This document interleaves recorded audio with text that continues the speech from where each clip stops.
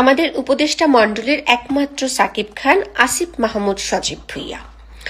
আমি তার বৈবাহিক জীবনযাপন নিয়ে কথা বলছি না, আমি সে বিষয়ে ইন্টারেস্ট না।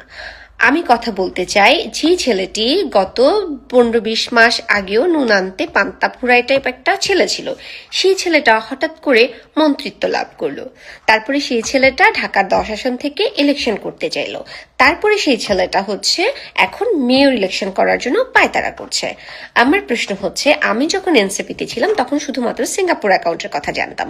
এরপরে গণমাধ্যম তো তার বিভিন্ন অ্যাকাউন্টের কথা প্রকাশই করলো যে সে কিভাবে বিভিন্ন ব্যাংকে সে কোটি কোটি টাকা পাঠিয়েছে। এখন আমার কথা হচ্ছে, আমাদের নতুন সরকার, ইন্টারিম গভর্নমেন্ট তো নাই, এবং পুলিশ প্রশাসন এবং জনগণ কেন তাকে প্রশ্ন করছে না, কেন তাকে প্রশ্নের আয়তায় আনছে না, কিভাবে তিনি টাকা পাচার করেছেন, কার টাকা পাচার করেছেন? দেখেন, এটা কিন্তু সরকারের টাকা পাচার করেনি। যদি পাচার করে থাকে, এই টাকাটা পাচার করেছে জনগণের টাকা, মানে আমাদের টাকা, আমাদের ঘামের, আমাদের কষ্টের টাকা। তো আমাদের সেই রাইটটা আছে যে আমরা সেই প্রশ্নটা করব।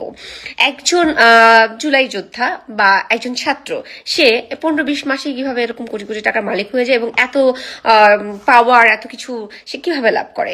এই বিষয়গুলো নিয়ে আমাদের প্রশ্ন আছে, আমাদের জানার আছে। নতুন সরকারের কাছে আমার একটা বিনতি থাকবে, এবং আইন সংশ্লিষ্ট বাহিনী সহ এবং গণমাধ্যমের কাছে আমার রিকোয়েস্ট থাকবে, সেটা হচ্ছে আসিফ মাহমুদ সজীব ভুঁইয়া ওরফে সাকিব খানকে আপনারা প্রশ্ন করুন, জানতে চান, ইনভেস্টিগেশন করুন। যদি সে সত্যি সত্যি টাকা পয়সা পাঠিয়ে থাকে, পাচার করে থাকে, সেই টাকাগুলো বাংলাদেশে আনার চেষ্টা করুন, এবং তাকে শাস্তি, যদি সেটা প্রমাণিত হবে, তাকে শাস্তির আওতায় নেয়ার জন্য বাধ্য করুন। দেখুন, বাংলাদেশের কোনো মানুষই আইনের ঊর্ধ্বে নয়, একজন প্রেসিডেন্টও আইনের ঊর্ধ্বে নয়। সুতরাং এখানে সুপারস্টারগিরি দেখাও কোনো লাভ নাই, এখানে মন্ত্রিত্বগিরি দেখাও লাভ নেই, এবং এখানে জুলাই যোদ্ধা হিসাবে নিজেকে পরিচয় দিয়েও কোনো লাভ নাই।